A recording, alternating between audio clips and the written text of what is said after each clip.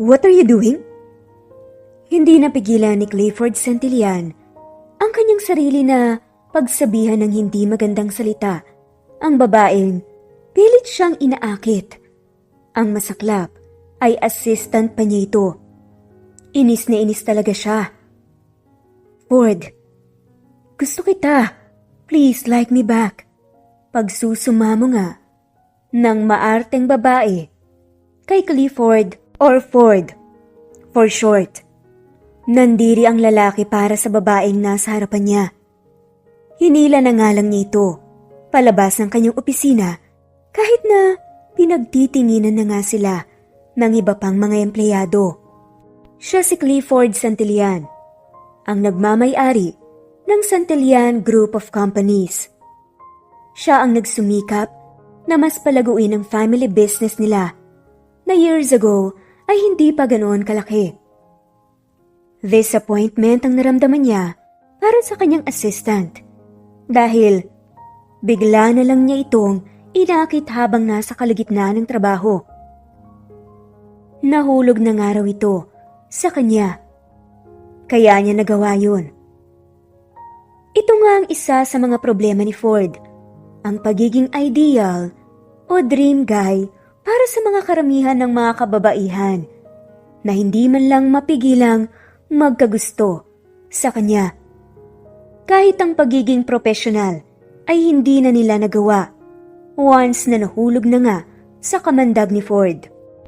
Nang mapalabas na nga ng Santillan Building ang babae, bulong na nga ni Ford sa sarili. Makapagtrabaho na nga, istorbo. Inis ngang tinawagan ni Ford ang pinagkakatiwalaang kaibigan. Mahinang katok nga ang umagaw ng atensyon niya. Pasok, sabi nga niya. Oh, pare, bakit parang pinagsakluban ka dyan ng langit at lupa? Oh, tignan mo yung mukha mo. Bungad nga ng best friend nitong kagagaling sa finance department ng kanyang kumpanya. Bro, ikaw ang pinagkakatiwalaan kong empleyado dito. Dahil hindi magawa ng HR nang maayos ang pinapahanap ko sa kanila, pwede bang ikaw na lang gumawa?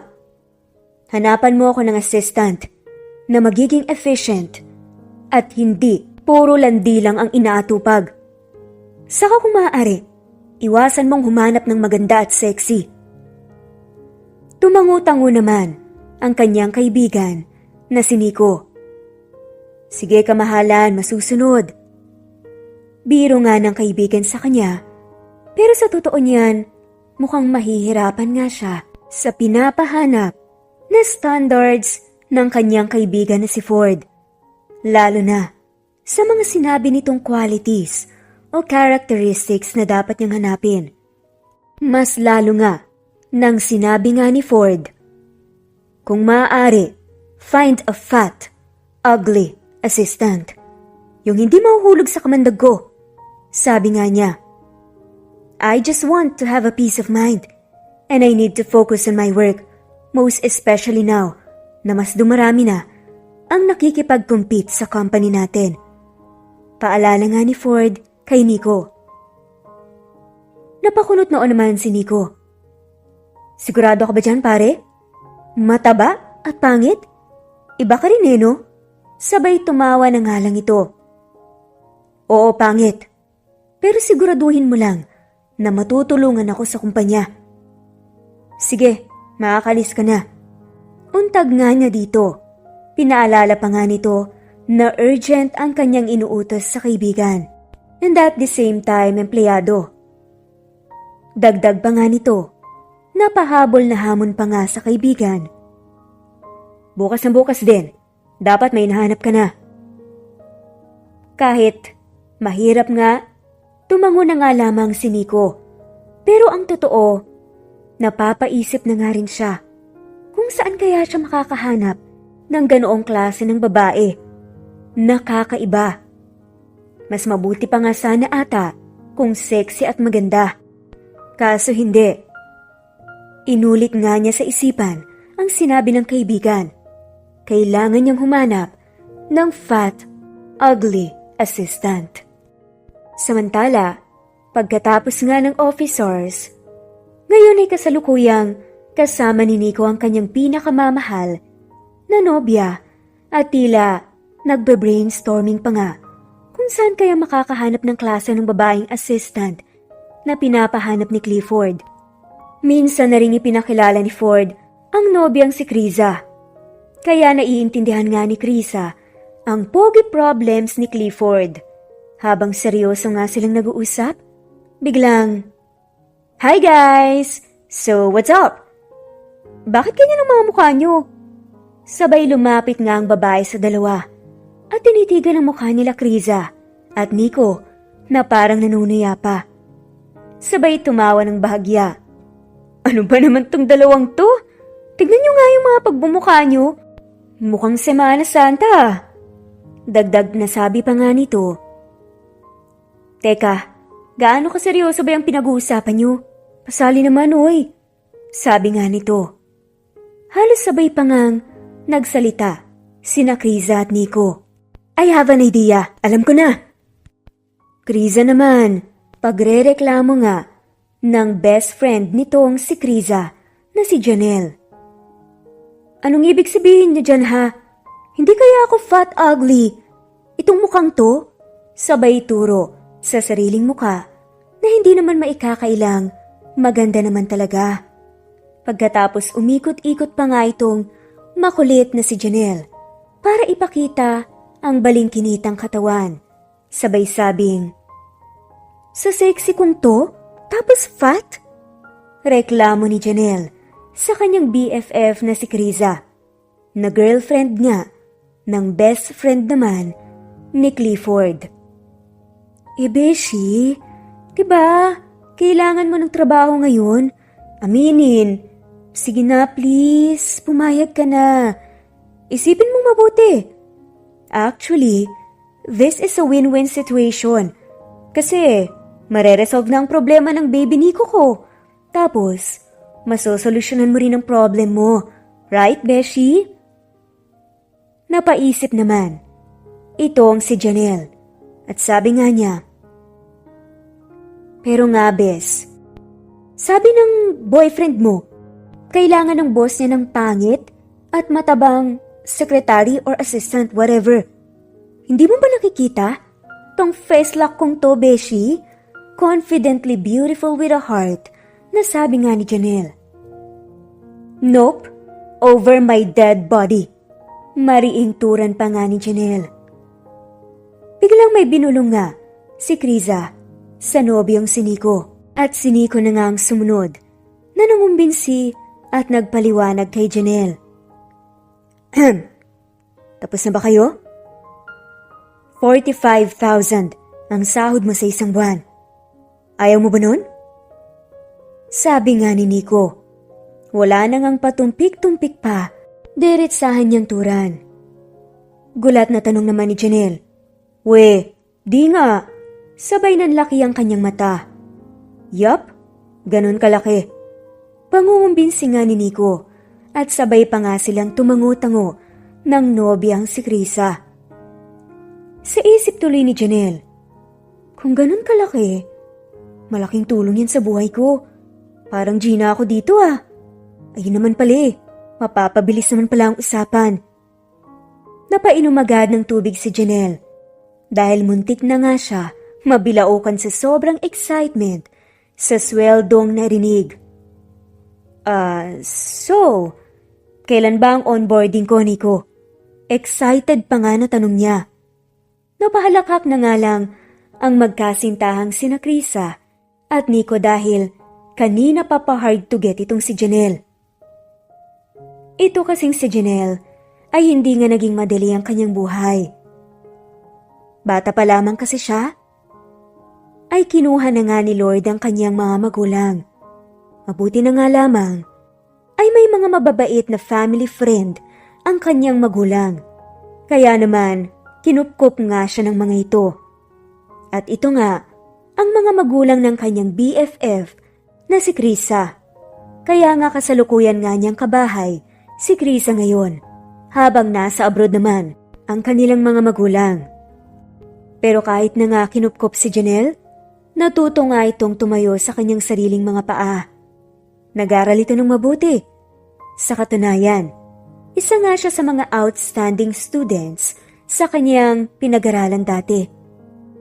Pero sa realidad ng buhay, mahirap naman talagang humanap ng trabaho na maganda ang sweldo. Kahit na nga minsan, Latin honors ka pa o outstanding sa school niyo. Kaya naman nang narinig nito ang pasahod, grab na talaga siya agad. Gusto niya kasing makaipon kaagad para nga matupad ang kanyang mga pangarap. At para maibalik na nga rin ang kabutihan ng mga kumupkop sa kanya. Sagot nga ni Nico sa tanong niya. Sa Lunes na agad ang start mo. Ano? Namilog ang mga mata ni Janelle. Ang problema, paano nga ako magpapapangit tapos magpapataba pa? Aber?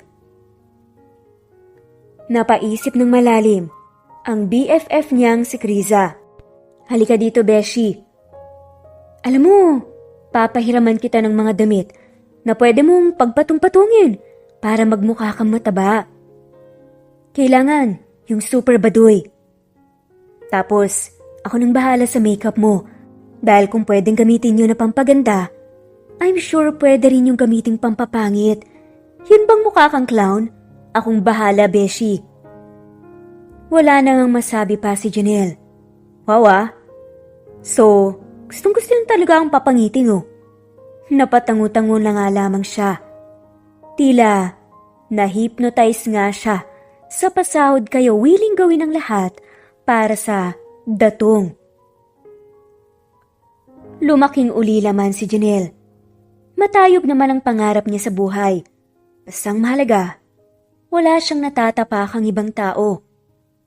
Pero naisip nito na sa gagawin niya. Hindi ba parang manloloko na nga rin siya ng kapwa-tao?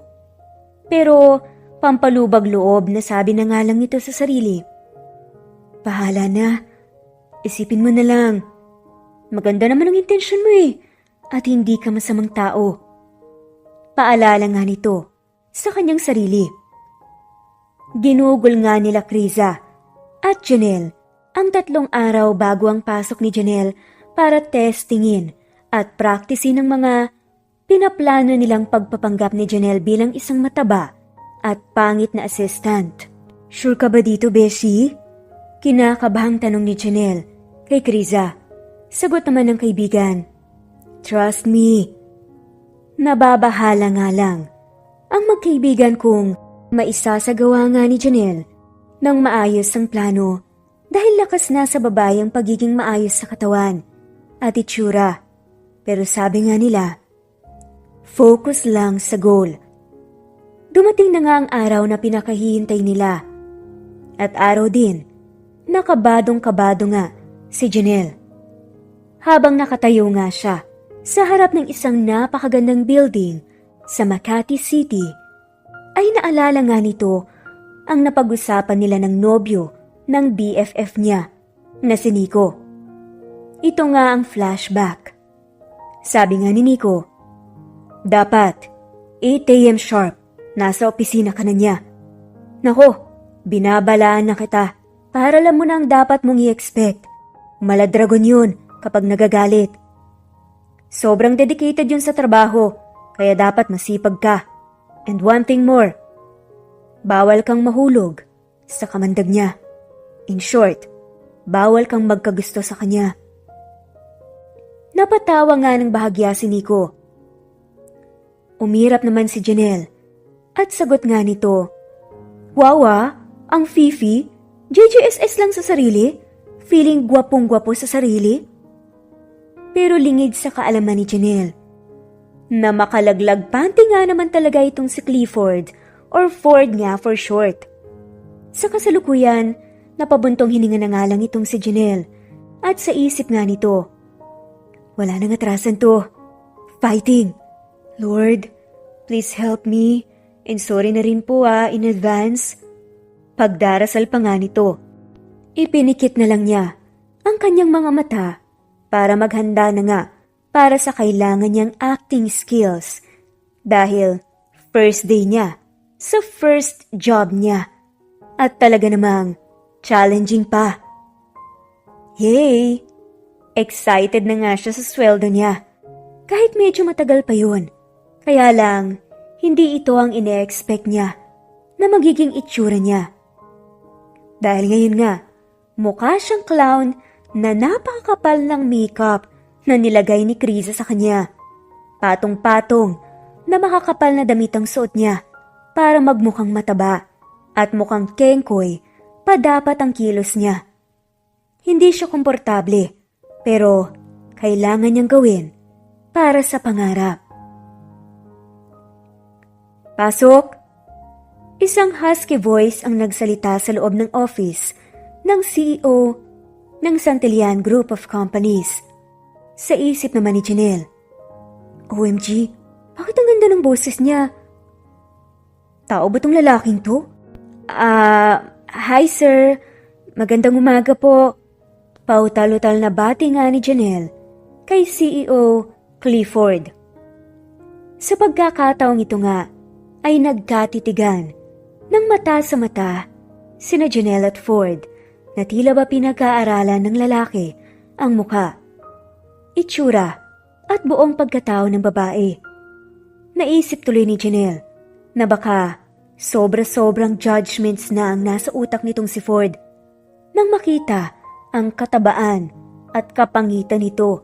Pero ang ikinakabahala nga ng babae, baka nahalata na nga nitong nagpapanggap lang siya na pangit at mataba.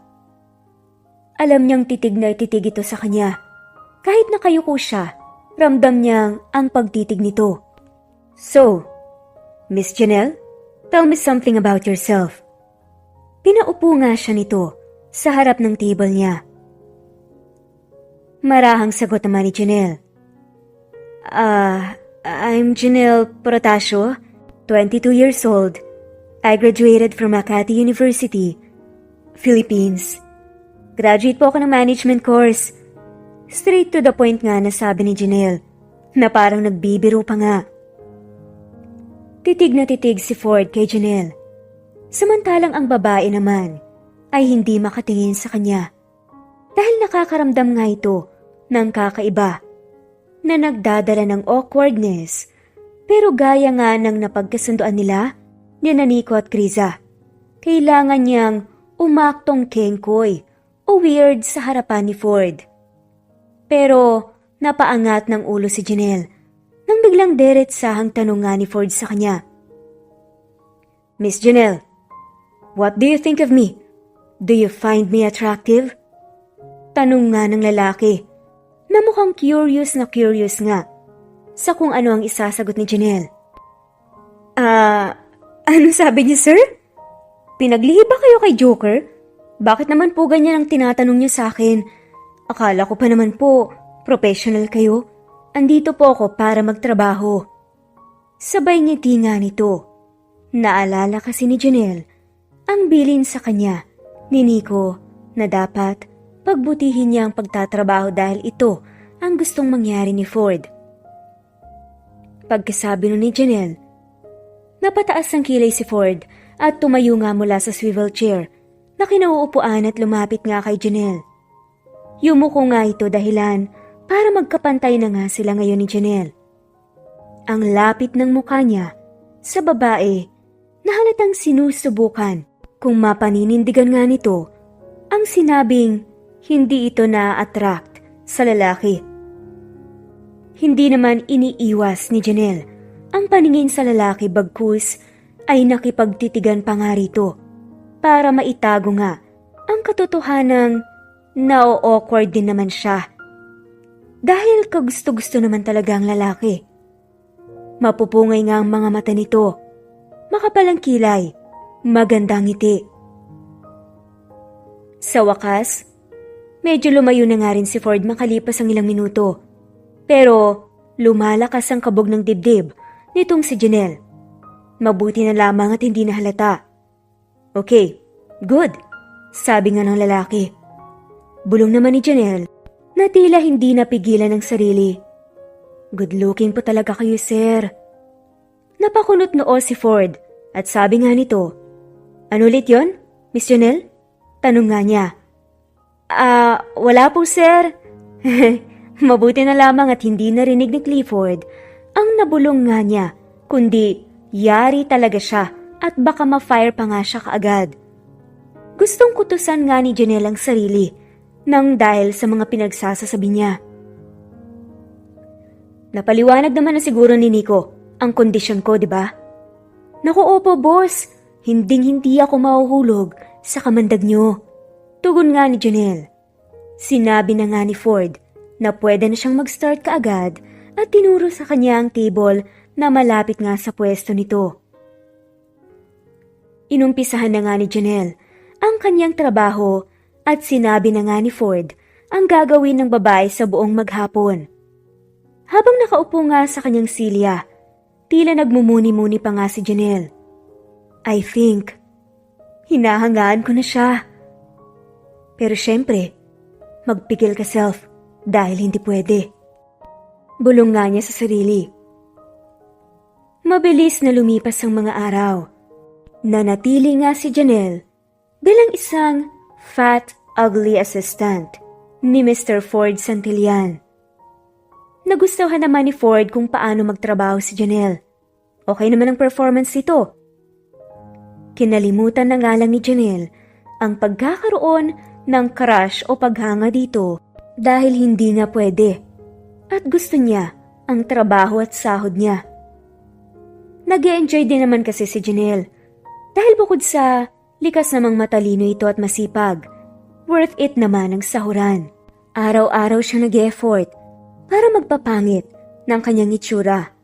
Parang minsan pa nga ay nakakalimutan na nga niyang maganda naman talaga siya dahil masyado na ata niyang nai-internalize ang pagpapanggap. Best actress na nga ata ito ng taon. Isang araw na pag-usapan nila Janelle at ng dalawa sa kanyang mga kaibigan na mag-coffee naman sila somewhere. Nandito siya ngayon sa isang coffee shop. Kakagaling nga lang niya sa kanyang trabaho. Sweldo niya ngayon kaya binalak na nga niyang bigyan naman ng reward ang sarili sa pamamagitan ng date with friends. Hanggang sa nakita nga niyang isa sa kanyang mga kaibigan. Tumayo siya at nilapitan ito. Tinapik niya ang balikat niya. Nakakunot-no ito. Nang tignan ang itsura niya. Sino ka naman? Mataray at nakasimangot itong nakatingin sa kanya. Natampal ni Janelle ang kanyang noo nang maalala ang kanyang itsura. Hindi pa pala siya nakapagpalit ng damit at hindi pa niya nabubura ang kanyang makapal na makeup. Kaya nga ang aurahan niya ngayon ay fat and ugly. Mag-e-explain pa nga lang sana si Janelle nang biglang, "Excuse me? Layuan mo nga ako, miss. Baka akalain pa ng mga tao dito close tayo." Tinulak pa siya nito at nagmadaling lumabas ng coffee shop. Na parang nandidiri pa nga dahil sa gulat sa ginawa ng kaibigan, napatulala na nga lamang si Janelle sa kinatatayuan. Nang biglang, "Janelle?" Isang boses ang nagpalingon sa babae. Halos malaglag naman ang panga niya nang makita kung sino ang tumawag sa pangalan niya. Boss?" Nanlaki ang mga mata niya dahil hindi niya inaasahang makita ito ngayong after work hours. "Anong ginagawa mo dito?" Tanong nito sa kanya. Hindi nga maisip ni Janelle kung anong isasagot. Mabuti na lang pala, hindi pa siya nagbubura ng makeup. "Nakita ko kanina kung anong ginawa sa'yo ng babaeng yun. Sino ba siya?" Tanong nga ng kanyang boss na si Ford. Ngumiti na nga lang si Janelle upang pagtakpan ang kanyang pagkapahiya, pero malungkot na sabi nga nito na kaibigan niya ang babae kanina. Napataas ang kilay nitong si Clifford. If a friend treats you that way, she's not a true friend. Tila na-touch naman si Janelle sa pagpapagaan ni Ford sa loob niya. "Maraming salamat po boss ha. Buti na lang andito kayo." Nakaisip nga ito ng ideya. "First sahod ko nga po pala ngayon, baka gusto niyo pong kumain." Tumingin lang ito sa kanya. Hindi ito sumagot sa alok niya.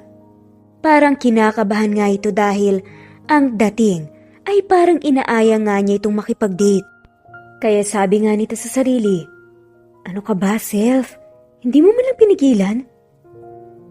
Kaya sabi nga nito, "Don't get me wrong, sir. Hindi kita niyayayang makipag-date, ah." Napangiti naman si Ford ng bahagya sa kanyang sinabi dahil napaka-defensive nito. Tila seryosong sagot lang naman ng lalaki. "Sige, no problem."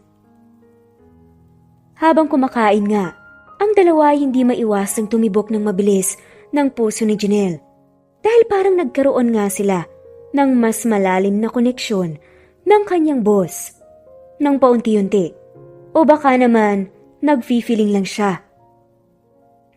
Sir, panimo lang sabi nga ni Janelle.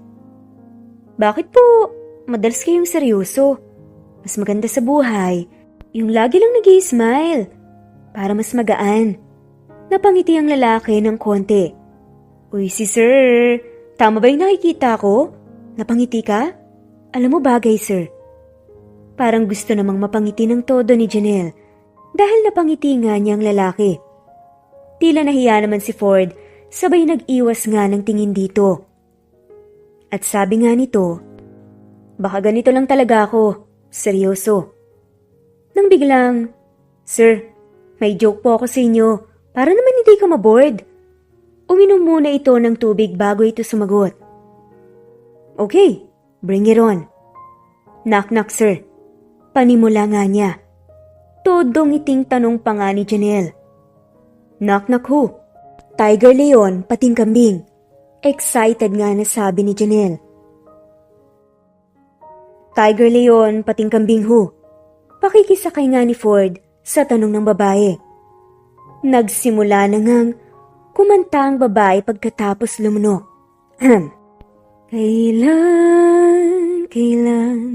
Kailan mo pa mapapansin ang aking lihim? Tiger, leon, pating kambing, di mo pa rin pansin. Umagik-gik pa nga si Janelle habang kumakanta. Tila pinigilan naman nitong si Ford ang kanyang pagtawa. Kaya sabi nga ulit nitong si Janelle, "Meron pa, sir. Ikaw hindi ka natawa ah." "Knock-knock. Who's there?" "Paniki." "Paniki who?" "Oh, Mickey, you're so fine, you blow my mind, Paniki."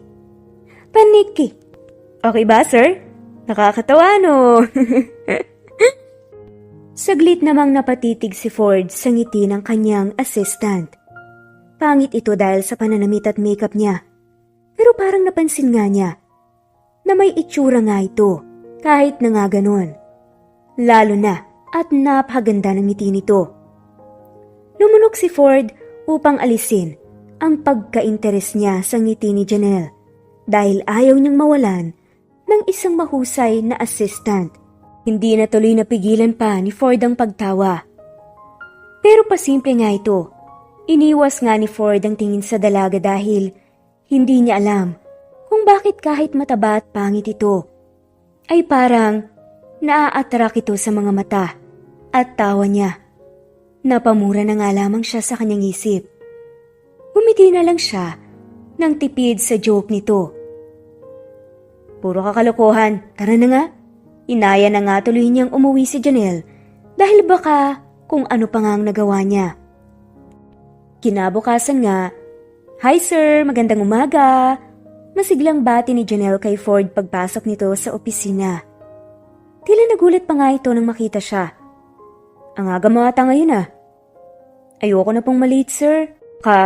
Mag-super saiyan ka pa dyan eh." Bulong nga ni Janelle, ngunit narinig pa rin ni Ford ang kanyang sinabi. Nagsimula na nga agad ito ang magtrabaho. Grabe naman itong mag-work. Pero ba't ganun? Kahit stress, pogi pa rin. Sa isip nga ni Janelle. Lumapit nga siya kay Ford at ngumiti ng matamis. Mukhang balak na naman atang mang-asar. Nang hindi sinasadyang narinig nitong tumunog ang tiyan ng kanyang boss. Sir." "What?" Nakadagdag pa sa kasungitan ni Ford ang pagkapahiya dahil tumunog nga ang kanyang tiyan habang nasa harapan niya si Janelle. Gusto mo po ba ng pagkain? Napasimangot si Ford at umiling lang dito. Sir naman, huwag ka nang tumanggi. Yung tiyan mo na mismo ang nag-decide eh. Pangungulit ni Janelle kay Clifford. Napabuntong hininga ang lalaki. Alam niya kasi na hindi siya titigilan ni Janelle. Sige na nga, sinulyapan niya si Janelle ngunit gusto niyang bawiin ang tingin. Dahil nakita na naman ito ang nangungusap na mga mata niya at nakakaakit ng ngiti despite the fact na mataba at pangit siya. Hinilot ni Ford ang kanyang ulo dahil parang sumakit nga ito. Nababaliw na ata siya. Bulong niya sa kanyang sarili. Napabuntong hininga na nga lamang siya at pinagpatuloy ang pagtatrabaho. Maya-maya pa'y bumalik na nga si Janelle na may dalang pagkain at ipinatong sa desk niya. Napalunok na lang si Ford nang makita na mukhang masarap ang pagkain dala ni Janelle. Pinaalis na nga niya sa opisina ang babae at nilantakan ng pagkain upang mawala sa isip niya ang tila kakaibang nararamdaman para kay Janelle. Sa pagdaan ng panahon ay tila na-achieve naman ni Ford ang gusto niyang mangyari, na maging peaceful ang buhay niya sa opisina dahil hindi nga siya sa wakas nilalandi ng kanyang assistant. Hindi gaya ng dati nga niyang mga assistant na hindi kayang magpigil ng mga nararamdaman para sa kanya. Kaya lang, hindi maikakailang maingay pa rin ang opisina niya dahil sa kaingayan nga ni Janelle na mukha namang likas sa kanya. Pero magmula nga nang dumating siya, mas sumaya nga at naging makulay ang buhay ni Ford. Tila nasanay na rin naman siya rito. Isang araw, sa opisina, habang abala sa pagtatrabaho si Janelle at Ford, may bigla na lang kumatok sa opisina. Ford pare, isang matangkad na lalaki at mestizo ang bumungad. Nakangiti itong naglakad nga papalapit kay Clifford. Sa isip nga ni Janelle, sino naman to? Pero in fairness ang cute din. Pero syempre, walang makakapantay kay bossing sungit. Sa isip nga nito. Nakita nga niyang nag-fist bump ang dalawa. Halos mahiwalay pa nga ang leeg nitong si Janelle para makita lang ang interaction ng boss sa poging lalaki. Nakakapasok lang ng opisina. Nang biglang nalaglag ang coke in can na walang laman. Kaya kumalansing na iyon at umagaw ng pansin sa dalawang lalaki. Nataranta nga siya kaya napasori na nga lamang ito. Naku, sorry po Sorry po talaga. Sabi nga ng babae sabay yuko pa. Natigil naman sa kamustahan ng dalawa at nabaling nga ang atensyon sa kanya. Lalong nanlaki ang kanyang singkit na mata dahil napahiya siya. Napatingin at napangiti ng nakakaloko at nakakaakit ang tila kaibigan ni Ford at parang malagkit ang tingin kay Janelle. Biglang bumilis ang tibok ng kanyang puso. Pare, sino siya? Kalmadong pagtatanong ng poging lalaki. Poker face na sagot naman nitong si Ford. Assistant ko siya. Magandang hapon, sir. Sabay na pangiti nga si Janelle. Gaya nga ng nararamdaman ni Ford, tuwing umingiti ang babae, ay tila nasalat din ni Janelle ang puso nitong kaibigan ni Ford na nagngangalang Chris. Sino ba naman ang mag-aakala na ang nagpapanggap na mataba ay pangit na kagaya niya ay makakatawag ng pansin ng mga hot na lalaki? Sabi nga nila, hindi naman basehan ang itsura kapag nagmahal ka. Hindi naman mahalaga kung may talento siya o wala. Hindi rin yan tinitignan sa estado niya sa lipunan. Ang mahalaga ay kung ano ang totoong nararamdaman. At ang kadalisayan ng puso. Sa paglipas pa nga ng mga araw, ay mukhang pang best actress nga pala talaga itong aktingan ni Janelle dahil hindi pa rin nga siya nahahalata. O worst, nahuhuli ng kanyang boss. Pero ang tanong, hanggang kailan nga kaya niya itatago ang kanilang sekreto? Weekend nga ngayon at habang nasa bahay nga itong si Janelle at dapat magpapahinga. Biglang may nag-doorbell nga. O teka, may tao. Buksan ko lang muna yung pinto Sabi nga ng BFF ni Janelle na si Krisa. Maya-maya pa nga. Patakbo itong tumakbo papalapit kay Janelle at sabing, "Hoy girl, kailangan kong magtago. Tsaka ikaw, mag-makeup ka at isuot mo na yung mga patong-patong mong makakapal na damit, okay?" Bulong nga nito sa kanya at saka sumibat na nga, paakyat. Naguguluhan naman itong babae at tanong nga niya, "Ha?" Nagulat nga si Janelle at aligaga na nga lang na ginawa ang sinabi ng kaibigan dahil tila nag-gets na nga nito ang kanyang ibig sabihin. "Naku po, anong ginagawa dito ni boss? Boss naman ba't ka ba dito?" Kinakabahang bulong nga ni Janelle sa sarili habang nagdadamit at nagme-makeup na nga rin. "Janelle," tawag nga ulit ni Ford. At habang kumakatok, "Hi sir," sabi na nga lang ni Janelle pagkabukas ng pinto. Mabuti na lamang at naihabol niyang papangitin at patabain ang sarili. Nakakunot noon na nga ang lalaki at parang iba na nga ang timpla ng mukha. "What took you so long?" Nagtatakang tanong nga ni Ford. Pero sabi na nga lang ni Janelle, "Naglalaba po kasi ako kanina sir pagdadahilan nga nito." Tumango-tango lang naman ang lalaki kaso bigla ring napakunot noo at tanong nga nito, "Teka, nagda-diet ka ba, Miss Janelle? Bakit parang pumayat ka ata ngayon?" Sa isip nga ng babae, nalintikan na. Hindi pala masyadong napanindigan ni Janelle ngayon ang pagiging mataba. Nagkulang ata siya sa patong ng damit nang dahil sa sobrang pagmamadali at kaba. Hindi nga napapawi ang tingin sa kanya ni Ford. Pero nagpatay mali siya na nga lamang ito at nagdarasal na nga lang na sana hindi nga siya nakahalata. Sir, ano pong ginagawa niyo dito?" Tanong ni Janelle habang pinaghahanda siya ng makakain. Napalunok nga si Ford bago nakapagsalita. May business convention tayong pupuntahan. Pero pagsisinungaling nga lang pala niya yun. Dahil yan pala, gusto lang niyang magpasama kay Janelle sa amusement park. Mukha lang seryoso at masungit itong si Clifford pero behind those na pinapakita niyang ugali ay meron pala siyang mga hinahangad sa buhay niya na mga simple lang pero hindi nga niya makuha-kuha dahil nga sub-sub siya sa trabaho. Pero nang dahil nga dumating nga itong si Janelle sa kanyang buhay, ay unti-unti nga niyang nabigyan ng kulay ang mga gusto niyang gawin.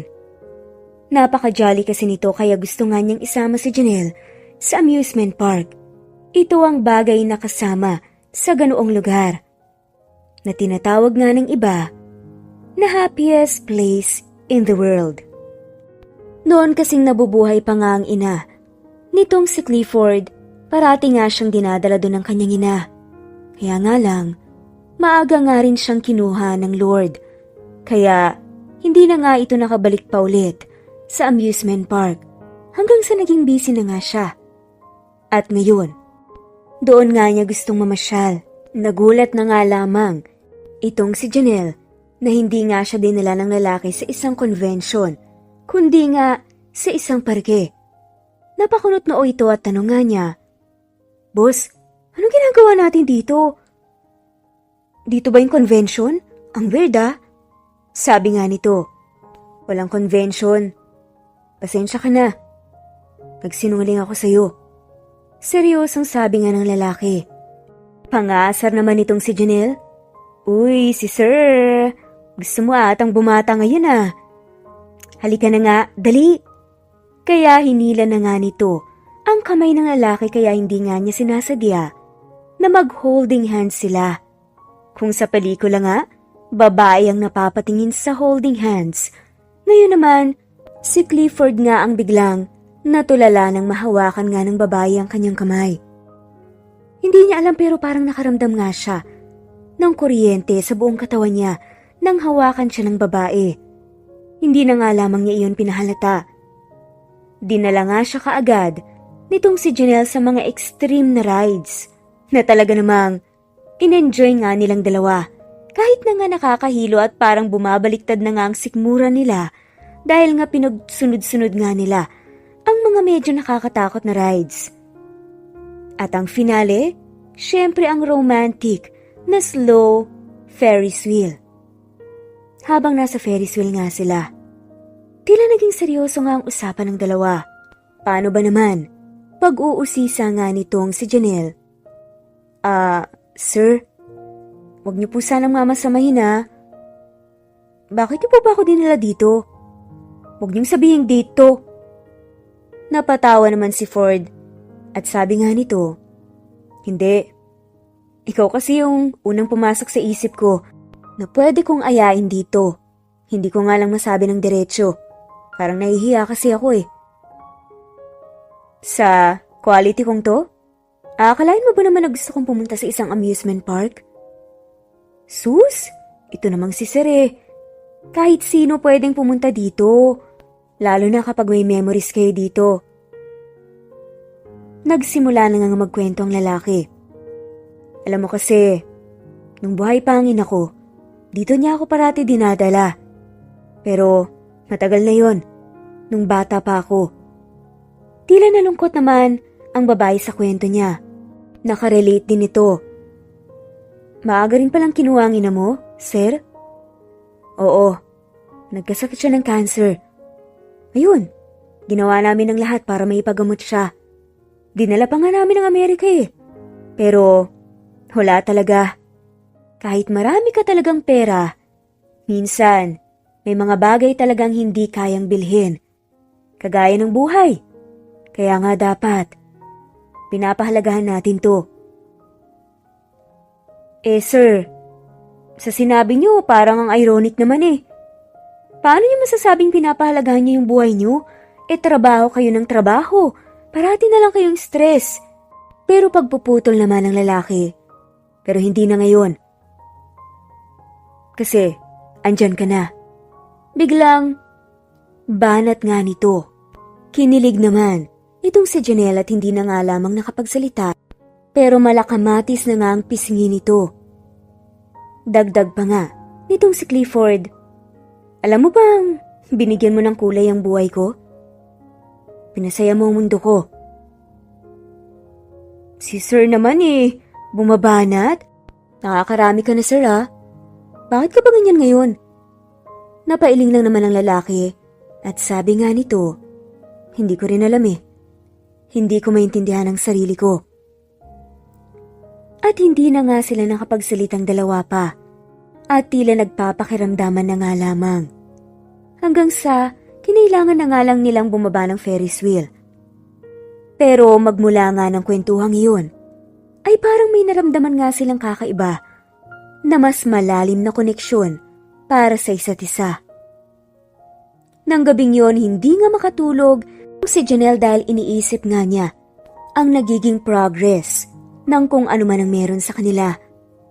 Pero pinagalitan nga niyang sarili dahil baka nag-a-assume lang siya.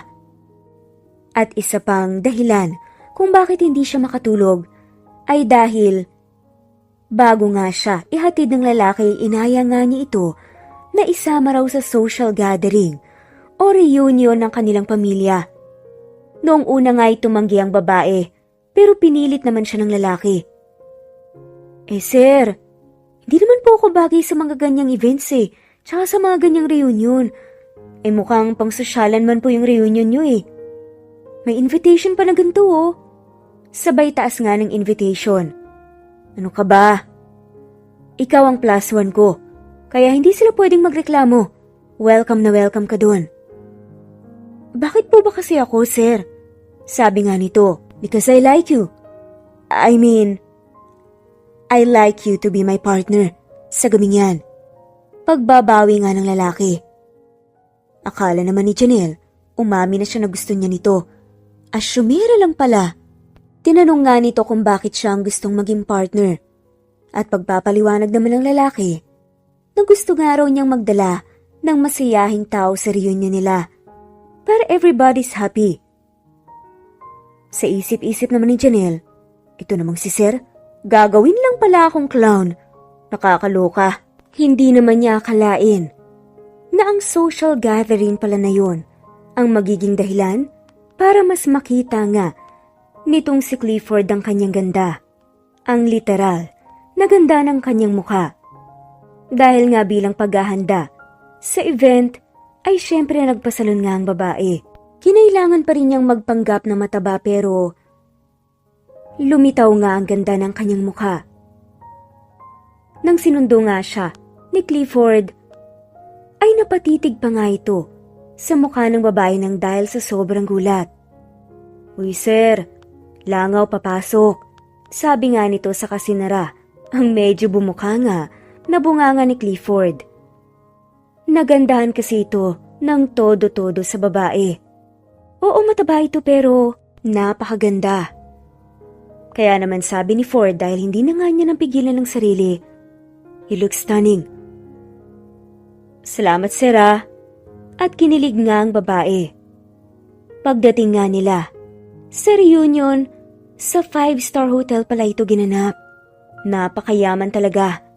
Namanghanga itong si Janelle nang dahil sa ganda ng venue. Hindi naman niya akalain na ganito pala ang pagdarausan. Kung nasabi nga lang sa kanya ng mas maaga, ay baka pinakita na nga nito ang kanyang kaseksihan. Para naman medyo lumaban ang kanyang outfit sa mga naggagandahang babaeng nandoon. Sinalubong na nga sila ng mga kamag-anak nitong si Clifford. "O iho! Buti naman pumunta ka. The past few years kasi, parati ka na lang absent. Parati ka na lang busy sa trabaho. So, what brought you here?" Napatingin nga ang babae sa kasama nga nitong si Janelle. Siya ba ang dahilan? Panunukso nga nito. Pero sagot naman ng lalaki, "Tita, wag mo naman masyadong pressurein si Janelle. She's just a friend." Sabi nga nito na parang tumusok nga sa dibdib ni Janelle. Ang isiping kaibigan lang ang tingin sa kanya. Ng taong hinahangaan niya, medyo masakit rin pala. Tumango-tango nga ang tita nito at sabi nga niya, "Oh, so she's just a friend. Pero ngayon ka lang nagdala ng babae dito ah. Maybe she's a special friend after all." Sabi nga nito na nagpabilis nga ng kabog ng dibdib nitong si Janelle. At sa isip nga nito, talaga? Ako lang yung babaeng dinala niya rito? Pero bakit naman? Nakakapagtaka. Bulong nga nito. Dumiretso na nga sila para ipakilala nga rin si Janelle sa iba pang mga kamag-anak. Mabuti na nga lamang at welcoming naman ang mga ito. Hindi pa nga lang niya nakikilala ang ama ng lalaki. May mga nababalitaan nga siya na strikto ito. Natatakot tuloy si Janelle. Baka bigla na nga lamang siyang palayasin doon dahil hindi siya nababagay sa reunion na yon. Sa unang oras ng party ay naging smooth naman ang happenings. Kumain na nga sila at ngayon ay uminom na nga sila ng cocktail. Pero hindi nga inaasahan ni Janelle na may mangyayari palang pagkapahiya ng gabing iyon. Paano ba naman kasi? Bigla na nga lamang bumigay ang takong ng sandals niya. Natapilok tuloy siya at nasaktuhan naman na malapit sila sa pool. Hindi tuloy sinasadyang mahulog nga siya. At ang problema pa, hindi siya marunong lumangoy. Nag-alala nga si Ford sa kanya. Dali-dali naman siyang tumalo ng tubig para sagapin ng babae. Binuhat nga niya ito in bridal style at saka inihiga nga sa semento. Nakapalibot nga ang halos lahat ng mga kamag-anak sa kanila. Wala pa ring malay ang babae. Isa na nga lang ang paraan para nga maging okay ito at iyon ay ang CPR.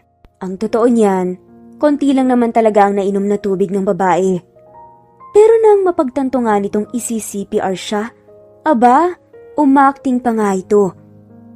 Napamulat pa nga ang isa niyang mata. Mabuti na nga lamang at hindi siya nakita. Papalapit na nga ng papalapit ang labi ng lalaki sa labi niya. Ang ate mo girl, akting-aktingan pa rin na wala pa ring malay. Hanggang sa naglapat na nga ang kanilang mga labi. Magal nga rin iyon hanggang sa kunwari nagkaroon na nga ng malay itong si Janelle. Nag-aalalang tanong naman sa kanya ni Ford, "Okay ka lang?" Tumangulang naman itong si Janelle. Pero sa totoo lang, kilig na nga ito at parang hihimatayin na nga siya nang dahil nga naramdaman nito ang labi ng lalaki sa labi niya. Isip nga nito, Pwede bang one more time, please? Napakapilya. Inalalayan na nga siya ng lalaki. Para nga makapagpalit ito, mabuti na nga lamang ay may dala ang ilan sa mga pinsan niyang naroon. Sinamahan nga siya sa isa sa mga kwarto ng hotel. Para makapagpalit nga ito, kailangan pa rin niyang pagmukain na mataba siya at sana hindi nga mahalata. Pagkatapos nga niya ay tinawag na nga niyang lalaki sa kwarto. Imbes nga, umalis nga sila sa kwarto. Bigla na nga lamang unti-unting lumapit ang lalaki sa kanya. Palapit ng palapit hanggang sa nasandal na nga ni Janelle ang kanyang likuran sa semento. Nilapit ni Ford ang muka kay Janelle. Napalunok na nga lamang ang babae. Sa isip nga nito, teka, nabitin ba siya kanina? Pero lumapit lang palang lalaki sa kanya para tanungin ang mga katagang. Why do you look so thin? Bakit parang bigla ka nalang pumapayat? Itinatago ka ba? Sagot na nga lamang ng babae na sobrang ang kabog ng dibdib. Sir naman, masyado naman po kayong naninindak eh. Hindi po ba pwedeng mag-diet ako? Iniwas na nga lamang ni Ford ang kanyang tingin sa babae. At seryosong sabi nga nito, let's go. Ihahatid na kita sa inyo. Baka magkasakit ka. Tsaka, ano ba yung mga dala mo? Bakit parang ang dami? Tinutukoy nga nito ang bitbit ng babae. At ang laman nga ng bag na yun ay ang damit na pinagpatong-patong nga niya para nga magmukha siyang mataba.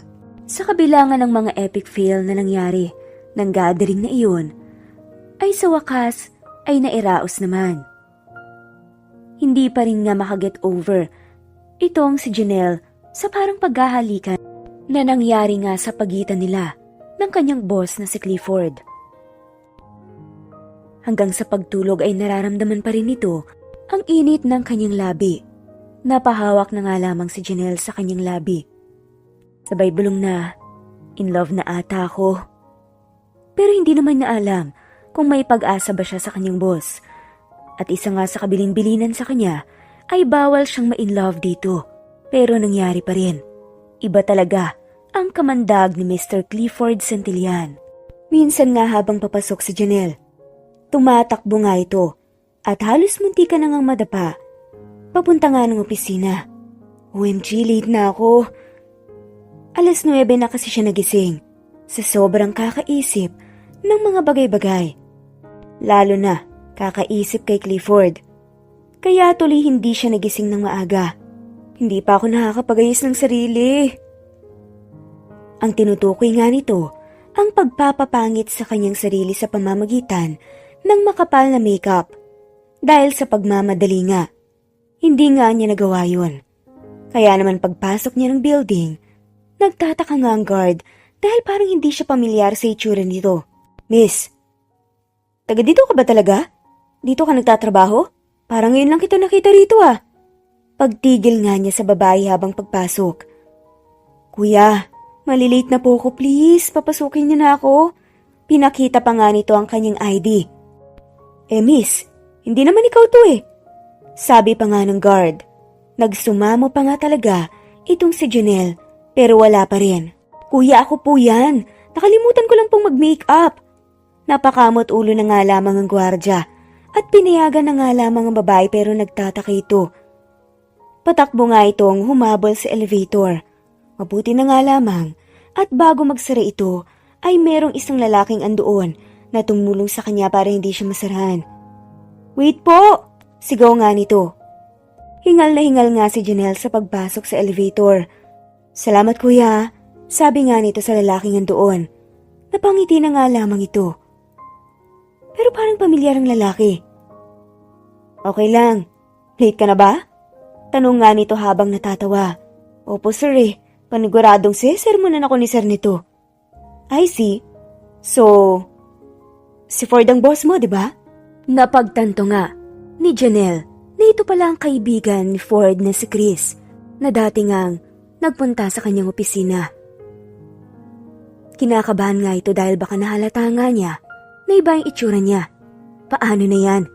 Hindi kasi siya nakapag-makeup at tila nakita nga nito ang tunay niyang muka. Makilala niya kaya ito?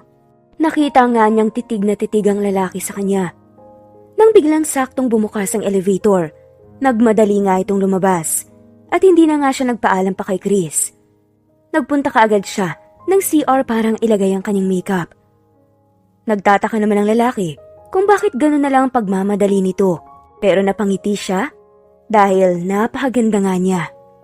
Kumatok siya sa opisina ni Ford. "Come in." Pinapapasok nga ito. "Sorry sir, sorry po. Late na po ako. Hindi po kasi ako nakatulog ng maayos kagabi eh." Pero naramdaman niya na parang may pagbabago sa pakikitungo sa kanya ng lalaki. Sa isip nga nito, "Teka, may menstruation ba to? Bakit parang ang sungit niya? Parang kailan lang, ayos na ayos kami ah. Nararamdaman ko na nga yung connection namin eh. Tapos, parang ang lamig-lamig niya ngayon."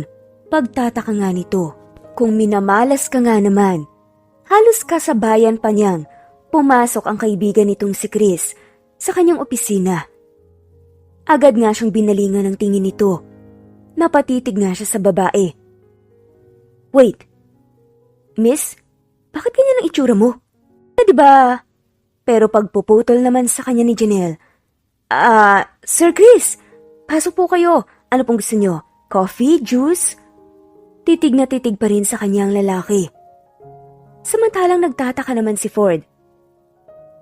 "What happened? Close pala kayo?" Tanong nga nito. Hindi sir. Nagkasabayan lang po kami sa elevator kanina. Diba sir?" Tumango lamang itong si Chris, pero parang nanunudya nga ang mukha nito. Tila na gets na nga nito na may tinatago ang babae kay Ford. Dali-dali ngang nagpunta itong si Janelle sa pantry para nga kuhanan ng maiinom si Chris. Pero nang pabalik na nga siya, nakita nga niyang inaabangan siya ni Chris sa labas ng opisina. "Hey!"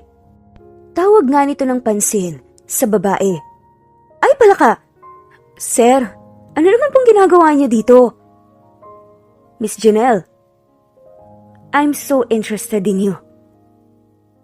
Parang kanina lang nung nagkasabayan tayo sa elevator, napakaganda mo. Pero ngayon, bakit parang sobrahan ka ata ng makeup? May tinatago ka ba?" Sabay paglapit nga ng mukha nito sa babae. Napaiwas naman ang babae pero mas nilapit pa nga ni Chris ang kanyang mukha. Pero habang nangyayari nga yun, "Janelle? Chris? What's happening here?" Napalingon na nga lamang ang dalawa kay Ford. Sa isip nga ni Janelle, "Oh my gosh, narinig ba niya?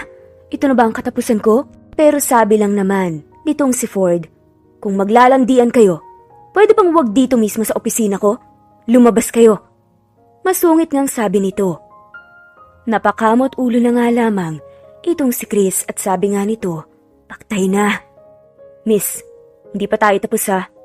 Tila paghahamon nga niya kay Janelle. Nakita naman kanina ni Janelle ang tila nanlilisik na mga mata ni Brent. Anong nangyari doon? Bakit parang galit na galit siya? Napatawa nga si Chris. Hindi naman alam ni Janelle kung ano ang dahilan. Mga bipolar ata yung mga tao rito eh. Masisiraan na ata ako ng bait. Nagpatuloy pa nga ang malamig na pakikitungo ni Ford sa kanya. Hindi naman niya maintindihan kung bakit. Kaya naman isang araw, naglakas loob na nga si Janelle. Lumapit nga ito sa kanyang boss. "Sir, kape naman tayo. Para naman magising-gising tayo. Tsaka, this past few days parang napansin ko po kasi napaka-workaholic nyo. Tapos parati pa kayong overtime. Hindi po kayo kumakain sa tamang oras." "Ano bang pakialam mo?" Sigaw nga sa kanya ni Clifford. "Ano po bang problema niya, sir? Bakit po ba ganyan yung pakikitungo niyo sa akin? Nalilito na po ako sa inyo ha. Kung may problema po kayo, pwede niyo namang sabihin sa akin ng diretsyo, hindi yung ganito na napakalamig ng pakikitungo mo sa akin. Para naman malaman ko kung ano yung kasalanan ko." "Gusto mong malaman kung anong kasalanan mo? Miss Janelle, ilang beses kitang nahuling nakikipaglandian malapit dito sa opisina ko mismo." "Nakikipaglandian? Kailan naman?" "Sir, hindi po ako nakikipaglandi. Naputol pa nga ang sasabihin nito. Huwag ka nang magdahilan pa, Miss Janelle. I saw it with my own 2 eyes. Kung gusto niyong maglandian ng kaibigan ko, sana wag na lang dito. Pwede naman kayong mag-date sa labas. Pero sir, hindi nga po kasi kami nagdede. I don't know why I'm jealous. I've never been jealous. Hindi na nga naituloy pa ni Janelle ang kanyang sasabihin dahil sa wakas, lumabas na nga rin sa sariling bibig nitong si Clifford na nagseselos nga siya kina Janelle at Chris. Ano sir? Bakit naman po kayo magseselos? Because I like you. Sabi nga ng lalaki. Hindi naman nakapagsalita itong si Janelle. Tinuro nga nito ang kanyang muka, ang kanyang sarili sabay tanong na, nagseselos po kayo sa akin? Ibig sabihin, OMG, may gusto kayo kay Sir Chris? Patapik na nga lamang sa noo itong si Clifford. Dahil ang babaeng nasa harapan niya talaga, pinapasakit ang ulo niya. Never mind, sabi na nga lamang nito. Buong araw tuloy, iniisip ni Janelle na kung bakla pala itong si Clifford. Sayang naman, bulong nga nito. Napaka-slow talaga ni Janelle dahil hindi nga niya maisip na nagseselos nga itong si Ford dahil may gusto na nga siya kay Janelle. Masisiraan na nga ata ng ulo itong si Ford nang dahil sa kakulitan at pagka-slow nitong si Janelle. Kaya nga wala na nga siyang maisip na paraan para maiparamdam ang feelings niya sa babae. Ilang gabi rin niyang pinag-isipan ito. Ito yung mga panahong nanlalamig nga siya kay Janelle. Iyon pala, sobrang nararamdaman na nga niya ang pagkagusto sa babae. Noong una ay in denial pa nga itong si Ford pero di kalaunan. Sa pagiging malamig nito sa kanya, mas namimiss niya ang babae at mas nare-realize tuloy niya na gusto na nga niya ito. At heto na nga, at lumabas na nga mismo sa kanyang bibig. Kung hindi niya maiparamdam sa salita, nakaisip nga siya ng ideya kung paano ipaparamdam kay Janelle. Pagkatapos nga ng office hours, lumapit na nga si Janelle para magpaalam kay Clifford. Pautal-utal pa nga nitong sabi, Sir, sorry po, kanina kasi hindi ko sinasadyang. Naputol ang kanyang pagsasalita. Nang biglang lumapit sa kanya si Ford at hinapit nga ang bewang nito. Pagkatapos nga nun, nagtitigan nga sila ng halos ilang segundo rin at siniil na nga siya ng halik ni Clifford. Mariini yun. Nanlaki ang mga mata nitong si Janelle at hindi nga niya alam kung anong mararamdaman. Pero di kalaunan ay napapikit na nga lamang din siya. Noong una, marahan lang ang halik. Pero makalipas nga ang ilang segundo, ay medyo naging agresibo na nga ang paraan ng paghalik. Napaungol pa nga silang dalawa. Nang laliman nga ni Ford ang paghalik sa kanya. Mas lalo pa nga itong nakaramdam ng init ng katawan. Nasa batok nga niya ang isang kamay ni Ford at ang isang kamay nito nakapulupot sa kanyang bewang. Nilasap nga nila ang bawat halik sa isa't isa. Sa isip-isip nga ng babae, magaling nga ata talagang humalik si Ford. Baka naman eksperyensado na siya. Hanggang sa mas naging mapusok nga ang paghahalikan nila. Parang nangihina na nga ang tuhod nitong si Janelle sa paraan ng paghalik ng lalaki sa kanya. Janelle, bumaba pa nga ang halik nito sa kanyang leeg. Napaungol ulit siya. Sinandal naman nito ang likuran sa wall. At tila nagdikit na nga ang kanilang mga katawan. Passionate kiss nga ang ginagawa ng lalaki. At sana sa paraang ito, maramdaman nga ni Janelle na nagseselos siya. Hindi dahil bakla siya, kundi dahil may gusto siya kay Janelle. Saglit ngang napabitaw si Janelle at bulong nga nito, Sir, baka may makakita po sa atin. Akong bahala. Bulong naman ng lalaki. At pinagpatuloy pa nga nila. Tila nagliliyab na nga ang damdamin ng dalawa. May tatanggalin na nga sana si Ford nang biglang may kumatok sa pintuan. Dali-daling ang naghiwalay ang dalawa sa sobrang gulat. Isinara pa nga nitong si Janelle ang butones ng kanyang corporate attire na halos mabuksan na nga ni Ford. At sa wakas ngayon, tila gets na nga ni Janelle. Pero hindi siya makapaniwala. Siya gusto ng isang Clifford Santillan, samantalang siya ay isang fat ugly assistant. Okay sana, matatanggap pa nga niya at maniniwala siya kung nagustuhan niya ito bilang ang totoong si Janelle, ang physical appearance. Pero bilang isang ugly assistant, hindi siya makapaniwala. Pero magmula nga ng pagtatagpong iyon, pasimple na ngang nagiging sweet ang dalawa sa isa't isa. Noong una, nailang pa nga sila, pero di kalaunan, natutunan na nga nilang ipakita ang tunay na nararamdaman para sa isa't isa.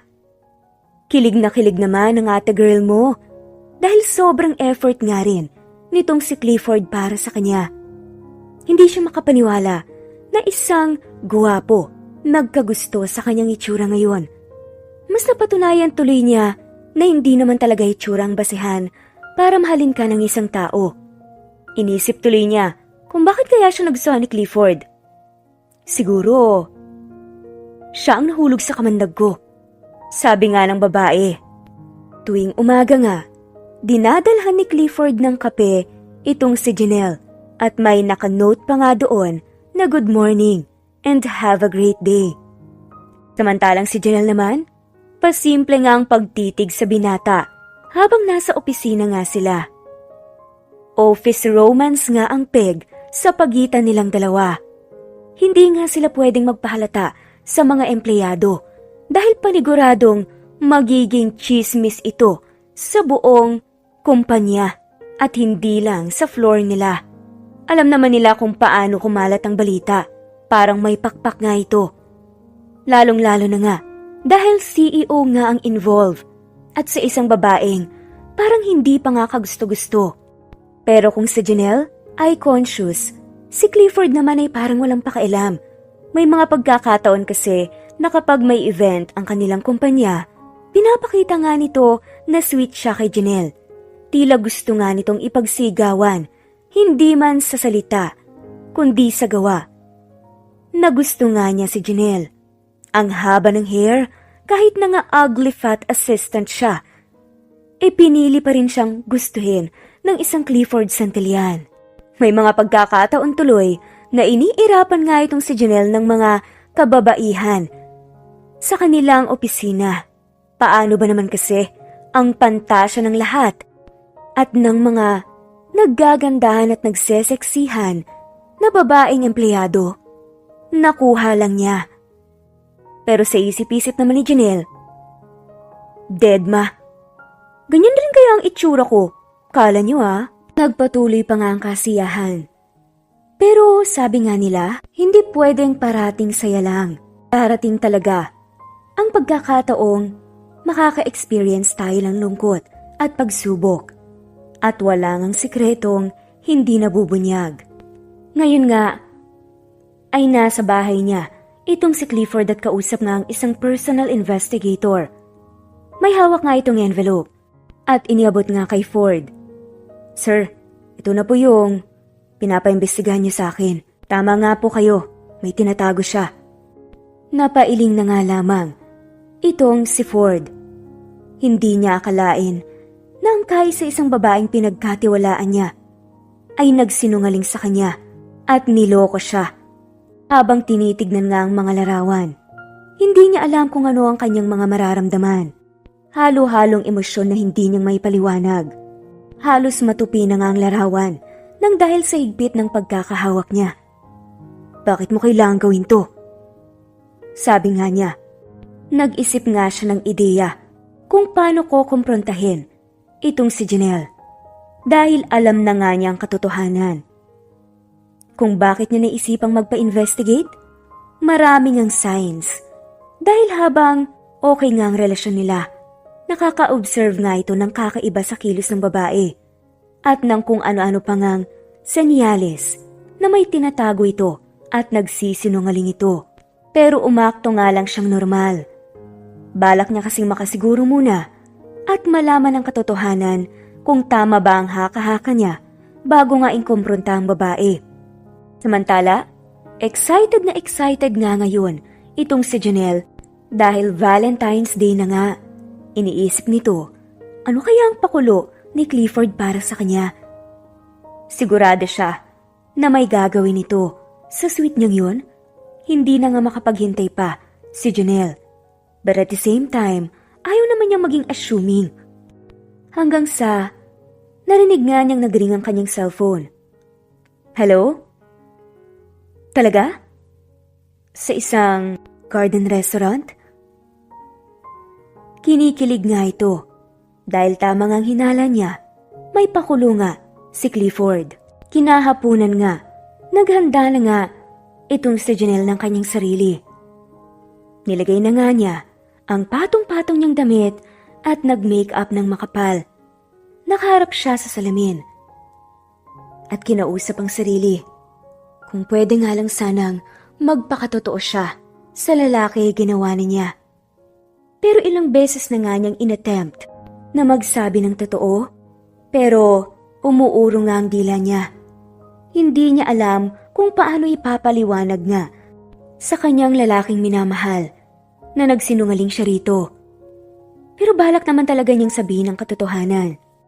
Dumating na nga ang 6 ng gabi. Kinailangan na nga niyang magpunta kung saan nga sila magde-date.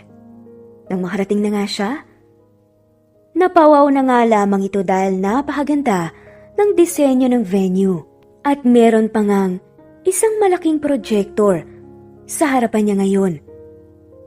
Parang exclusive pa nga yun para sa kanilang dalawa dahil wala namang ibang mga tao. Nang biglang, "You like it?" Nakita nga niya si Clifford na gwapong-gwapo nga sa kanyang suot ngayon. Napatango lang naman ang babae. Sabi nga ni Clifford, "Happy Valentine's Day.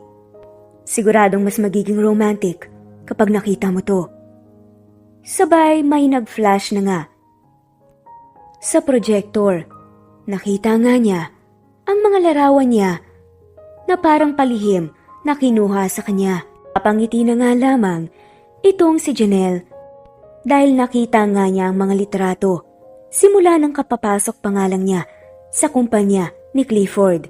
Ibig sabihin, matagal na pala siyang tinitiktikan ng lalaki. Pero hindi niya alam kung bakit. Parang may nararamdaman siyang kakaiba. Kinakabahan siya. Hanggang nga sa umabot na nga sa punto ng litrato na iba na nga ang fina-flash. Ang dating itsura niya. Ang totoong itsura niya. Napatingin nga siya kay Clifford. Nakita niyang nakangisi ito. Tinignan niya ulit ang screen. Nakita nito ang mga magagandang litrato niya. Meron pa nga. Yung talaga namang sobrang sexy niya. Agad nga niyang nilapitan si Clifford. "Ford, let me explain." Pero pinutol nga kaagad ni Clifford ang kanyang sasabihin at sabi nga nito, "Ano pang kailangan mong i-explain? Andyan na lahat. Alam na alam ko na ang pagsisinungaling mo sa akin." "Miss Janelle, bakit kailangan mong gawin to? Niloko mo ko. At ano ang totoo sa mga pinakita mo sa akin? Ibig sabihin, kasinungalingan lang lahat ng to?" Galit na nga sabi ng lalaki. Napailing naman si Janelle. "No, hindi kasinungalingan lahat. Alam kong nararamdaman mo na totoo ang mga pinakita at pinaramdam ko sa iyo." Sa pagkakataong ito ay si Clifford naman ang umiling at sabi nga nito, "But it doesn't change the fact na niloko mo ko at nagsinungaling ka sa akin." "Para saan? Para ba dito?" Naglabas nga siya ng pera at saka itinapon nga sa sahig. "O yan, dinagdagan ko pa. Pwede ka nang umalis." Sabi nga nito, parang paulit-ulit nga na tinusok ang puso ng babae. Ibig sabihin ng tingin sa kanya ngayon ni Clifford ay mukhang pera.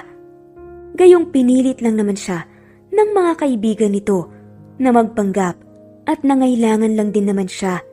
Hindi naman niya aakalain na mamahalin niya ang lalaki. Pero kahit na ganoon, alam niyang may mali talaga siya. Napayuko na nga lamang ang babae. Ford, I'm sorry. Please, pakinggan mo naman ako. Hindi ko naman sinasadya eh. Oo, aaminin ko. Hindi na ako magpapaka-plastic pa. Nasilaw ako sa pera. Nasilaw ako sa sahod na sinabi ni Nico. Sinasabi ko na nga bang may kinalaman dito si Nico eh. Napakuyom na nga lamang ng kamayang lalaki. Pero sabi naman ni Janelle, but don't blame him. Kasalanan ko to. Hindi dapat ako pumayag. But please, Ford, I've been honest with you sa nararamdaman ko. Nararamdaman mo naman yun, di ba? Napailing si Ford. Hindi ko alam. Hindi ko na alam kung anong totoo at hindi. At hindi ko na rin alam kung anong mararamdaman ko. Happy Valentine's Day na lang sa'yo. At naiwan ngang luhaan si Janelle. At sinasabi ang mga katagang, I'm sorry. Isang araw nga, napagpasyahan na nga ng babaeng mag-file ng resignation letter para nga makaalis na sa kumpanya at para nga sa new beginning.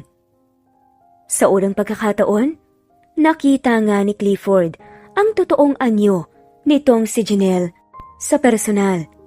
Pero pagdating nga niya doon, nasaktuhan naman na andoon si Nico at ang kanyang nobya na BFF nga ni Janelle na si Kriza. Pinapaliwanag nga nilang lahat na silang may pakana kung bakit nga kinailangang magpanggap ni Janelle. Pero buo na nga ang loob ni Clifford.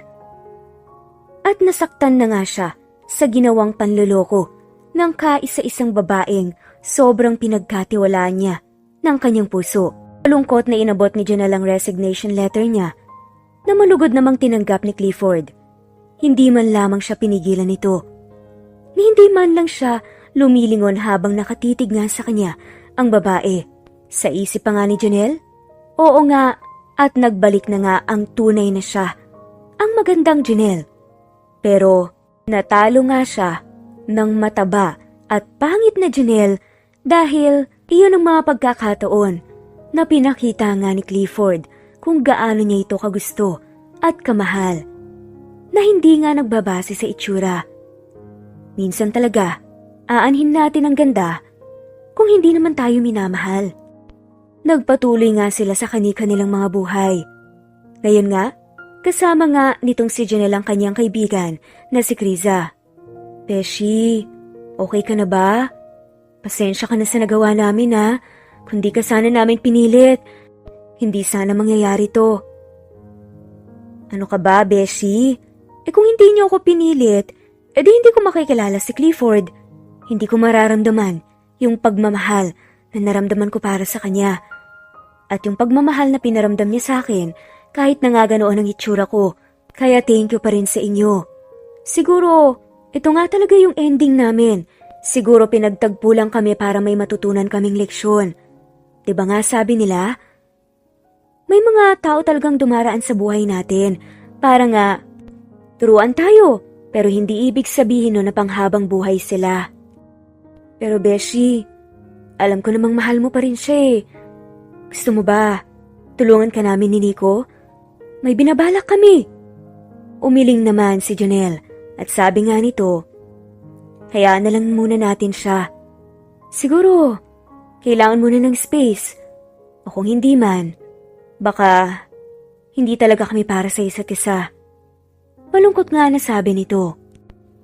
Pero kahit na nga paglayuin talaga ang dalawang puso, kung ito nga ang inilaan para sa isa't isa, gagawa at gagawa nga ng paraan ng tadhana. Lumipas nga ang mga araw, ang linggo at ilang buwan, tila naging normal naman ang lahat. Hanggang sa isang araw, sa amusement park kung saan mismo unang pinaramdam ni Clifford ang kanyang feelings para kay Janelle. Ay pala ka! As usual, may nakabungguan nga na naman ang clumsy na si Janelle. Naku sir, sorry po ah. Hindi kasi ako tumitingin sa... Natigilan nga siya kung sino ang lalaking nakabungguan niya. walang iba, kundi si Clifford. Naka-sunglasses pa nga ito, kaya naman nang makita nga niyang babae, itinaas nga niya ang kanyang sunglasses. Mga ilang segundo nga rin silang nagtitigan. At sa wakas, ngumiti nga itong si Clifford. Hay, panimula nga nito. Ngumiti rin naman pabalik si Janelle. Napakamot ulo na nga muna ito. Sabay nagsalita at sabing, "Gusto ko sana magpakilala eh. I'm Janelle Protasio. And you are?"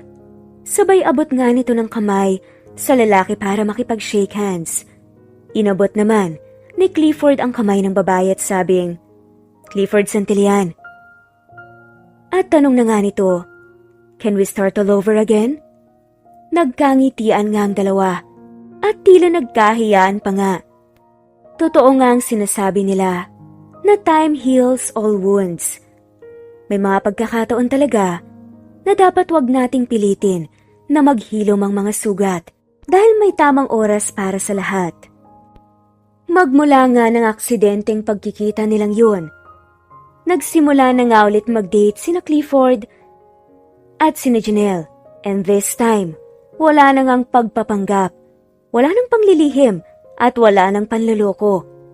Ipinaliwanag naman ni Janelle na iba man ang itsurang pinakita niya, totoo naman ang ugali, personality at pagmamahal na pinakita at pinaramdam nito kay Clifford. Unti-unti nga, nagawa ulit siyang pagkatiwalaan ni Clifford nang hindi sapilitan. Makalipas nga ang 1 taon, nang panliligaw ni Clifford sa babae ay sinagot na nga rin siya. "Mahal na mahal kita. Mahal na mahal din kita." Sabi nga nila sa isa't isa habang nasa Ferris wheel nga sila. At naghalikan na nga sila ng malalim na para bang wala nang bukas pa. Pinaramdam ang pag-ibig para sa isa't isa. At dito na nga nagtatapos ang simple pero romantic na love story nila Clifford at Janelle. Maraming salamat po sa lahat ng mga walang sawang sumusubaybay. Sabi nga nila, ang pagtanggap ng kamalian at kabiguan ay siyang magandang dahilan tungo sa ating magandang buhay dahil tayo ay matututo at magtatanda. Muli, ito ang Cat Amazing Stories PH. Happy Valentine's Day po sa lahat. Enjoy po tayo. Shoutout po sa mga sumusunod.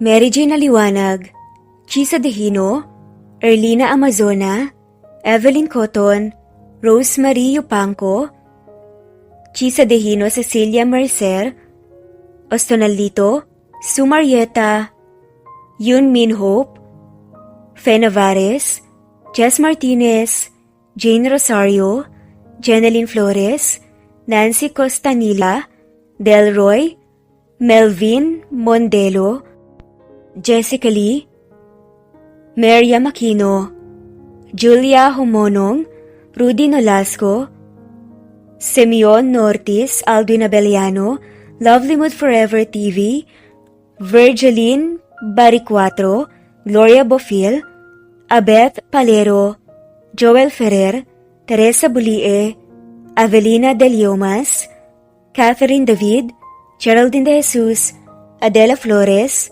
Flor Teves, Leticia Vargas, Sapphire.